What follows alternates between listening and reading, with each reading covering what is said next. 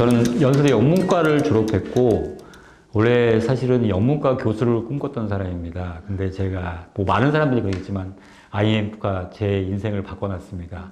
유학을 준비했는데 IMF가 터지는 바람에 환율이 2배로 갑자기 뛰더라고요. 도저히 유학을 갈 수는 없겠다. 그래서 졸업할 때쯤 돼서 그럼 뭘 해먹고 살아야 될까?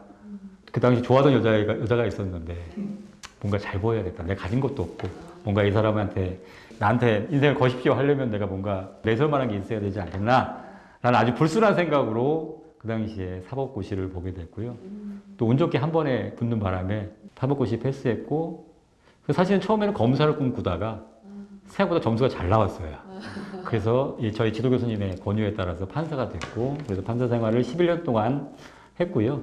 근데 11년 정도 하다 보니까 법원이라는 곳이 굉장히 보수적이고 굉장히 경직된 곳이다 보니 여기 너무 지겹다. 그 다음에 또 처음에는 굉장히 누군가를 판단하는 데에서 내가 뭐가 되는 듯한 사실 그런 생각이 들었거든요. 그래가지고 이런 나쁜 놈 내가 어마하게 처벌해야지. 거의 저승사자처럼 불릴 정도의 그렇게 판사 생활을 했는데 갈수록 시간이 지나다 보니까 내가 하고 있는 게 진짜 맞는 건가? 좀 두려워지기 시작하더라고요. 한 사람의 인생을 얼마 안 된 얄팍한 지식과 경험과 이걸 통해서 누군가를 재단한다? 아니면 사람의 인생을 평가한다? 이게 좀 두려워지기 시작해서 그때 11년 동안 판사 생활을 하고 나서 이제 변호사 생활을 하게 됐습니다. 그러던 와중에 사실은 2019년도에 우연찮게 한 의뢰인을 만나면서 사실 이 전세 사기라는 사건에 대해서 굉장히 관심을 가지게 됐는데요. 그때 신혼부부였어요. 왔는데 임대인도 아니고 공인중개사로부터 연락을 받았다는 거예요.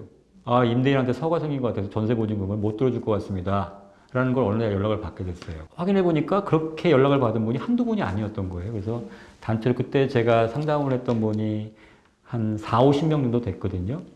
근데 그 중에서 특정한 공인중개사한테서 거래가 이루어진 사건들을 추적하다 보니까 그건 좀 문제가 있어 보인다. 그때 당시에는 이렇게 소위 말하는 동시진행 전세사기라는 거에 대해서 좀 낯설 때였거든요. 그래서 고소를 대리해서 고소를 했는데 그때적으로 사회적인 분위기는 좀 그게 무슨 뭐 사기야. 돈이 없으면 못 준다는데 어떡할 거야. 이렇게 되다 보니까 수사도 좀 지지부진해지고 검찰에서는 그걸 몇 년, 3년 동안이나 묵혔어요. 처리도 안 하고. 그러다가 이제 전세사기 사건이 그 이후에 이제 뭐 세무녀 사건이라든가 아니면 딴 데서 터지다 보니까 그때서야 비로소 기소가 돼서 지금 재판을 받고 있단 말이죠. 그러니까 이런 사건들 보다 보니까 이거 참 그때만 해도 제대로 수사가 됐고 재판 처벌이 이루어졌다면 이 많은 피해자들이 발생하지 않았을 텐데 지금도 실제로는 피해를 보고 있는데 본인이 피해 본 걸 모르는 분들도 많고 그다음에 지금 이 시간에도 이런 사회초년생이나 그다음에 뭐 신혼부부들을 노린 전세사기가 지금 사실 전국에서 지금 벌어지고 있거든요. 그러면 이런 것들에 대해서 좀 알면 사실 아는 만큼 보인다고 그러면 좀 예방할 수 있지 않을까? 계약을 체결하고 이사할 때까지 과정을 조금 뭔가 자세하게 서술도 있고 뭔가 체크할 수 있는 것들 이런 것들이 좀 정리되어 있는 책이 있다면 뭐 좀 좋지 않을까? 사후에 이게 대처하는 것들은 사실은 제한적인 것들이 너무나 많기 때문에 사전에 좀 예방할 수 있으면 좋겠다라는 생각이 좀 들어서 이 책을 집필하게 됐는데 요즘 여러분들한테 좀 도움이 됐으면 하는 바람입니다. 네. 예.